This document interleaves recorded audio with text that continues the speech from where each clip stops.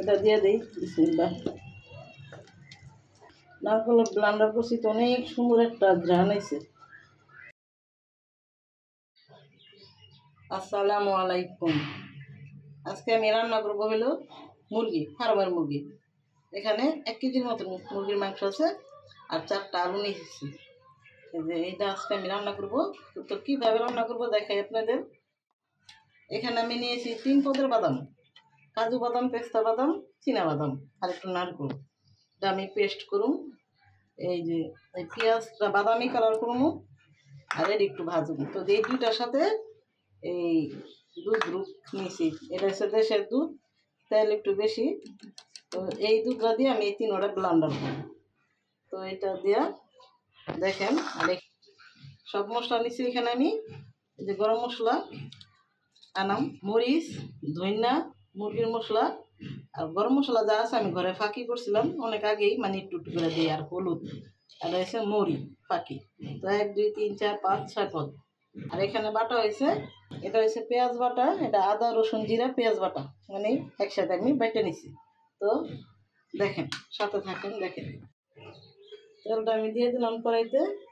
এখন আমি এই তেলটা দিয়ে পেঁয়াজ ভাজুম আর বাদাম বুদাম ভাজুম, আর এই তেলটা দিয়েই আমি মুরগিটা রান্না করি।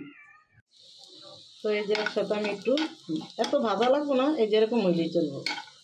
তো আমি সব একসাথে ভাজা নিলাম, তেল কমাই নিছি কড়াইতে।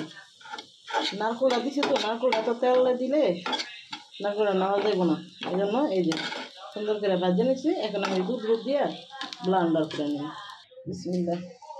গরম মশলা দিয়ে দিলাম, পেঁয়াজ দিয়ে দিলাম, বাদামি করানোর লেগে একটু লবণ দিয়ে দিলাম। তো একটু হালকা বাদামি করি। তো একটু হালকা বাদামি করলাম, পেঁয়াজ বাটাটা দিই। বিসমিল্লাহ।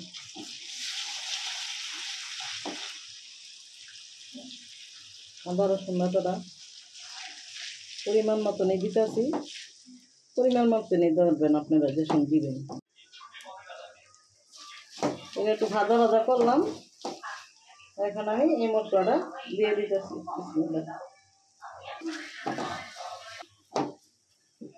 একটু পানি দিয়ে দিতেছি।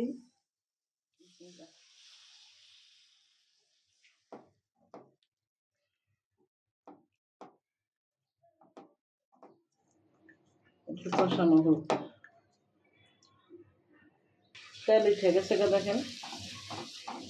এখন আমি গোস্তটা দিয়ে দিতেছি।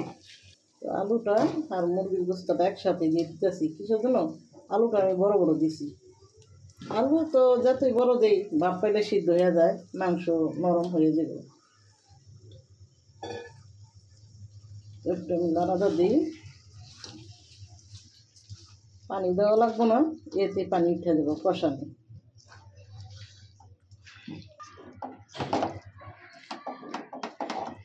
তো এখন আমি ঢেকে দিই,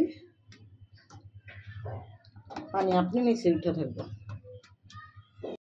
তো দেখি 5 মিনিট পরে আসলাম, পানি উঠে গেছে। কত দেখছেন, কত পানি উঠে আছে। জালটা একবারে আমি কমাই দিছি পানি উঠানোর লেগে। তো যেটা আমি এই যে পেঁয়াজ আর বাদাম ব্লান্ডার করলাম, এটা দিয়ে দিই। বিসমিল্লাহ।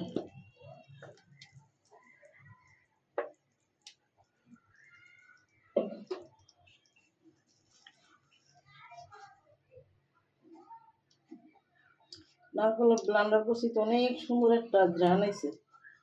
ব্লান্ডার পর অনেক ঘ্রাণ আছে।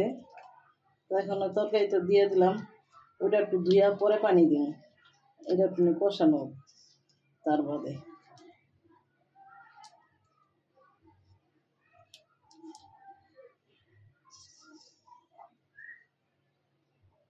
এই জিনিসটা একটু বারবার লাড়া দিবেন, কিসের জন্য? নারকেল তো যদি লাগিয়ে যায়।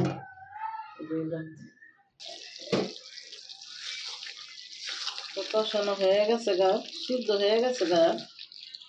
এখন আমি এই ধোয়াটা, ব্লান্ডার ধোয়া পানিটা একটু দিয়ে দিই। বিসমিল্লাহ।